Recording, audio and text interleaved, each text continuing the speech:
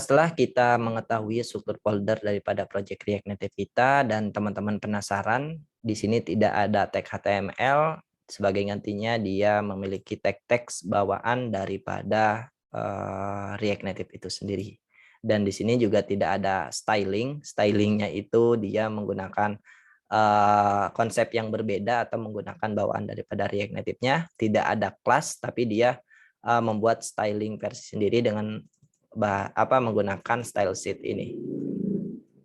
Lalu di sini tidak ada tag HTML, ada view, text, dan juga status bar. Sekarang kita akan lihat perbandingan antara komponen yang ada di React Native dengan tag HTML yang ada di web browser. Nah, di sini tentu kita akan masuk ke topik kita berikutnya yang core komponen di React Native. Di sini saya sudah siapkan link ke dokumentasinya di bagian core komponen. Kita langsung klik aja core komponennya.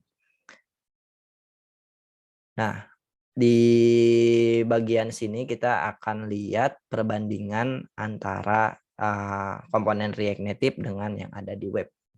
Nah, di sini teman-teman silahkan kalau teman-teman mau membaca lebih jauh terkait React dokumentasinya ada di reactnative.dev/doc/intro-react-native-component. Lalu kita akan langsung masuk ke bagian core komponen comparison-nya ya atau perbandingannya. Nah, di sini ada beberapa komponen inti daripada React Native-nya. Yang pertama kita akan bahas view. Nah, view ini kalau di React Native, view ini merupakan komponen React Native. Kalau teman-teman membuat aplikasi dengan bahasa native di Android, dia setara dengan view group. Kalau di iOS setara dengan UI view.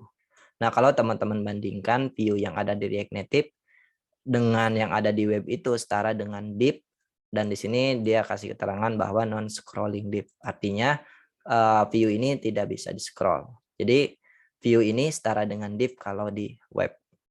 Lalu di sini ada komponen tag. Tag ini setara dengan tag paragraf di web. Jadi bisa kita gunakan untuk merender tulisan-tulisan kita di aplikasi React Native.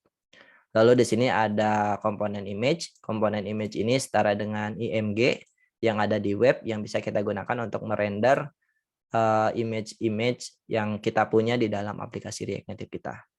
Lalu di sini ada scroll view. Scroll view ini mirip dengan view dan equalnya dengan div yang ada di web.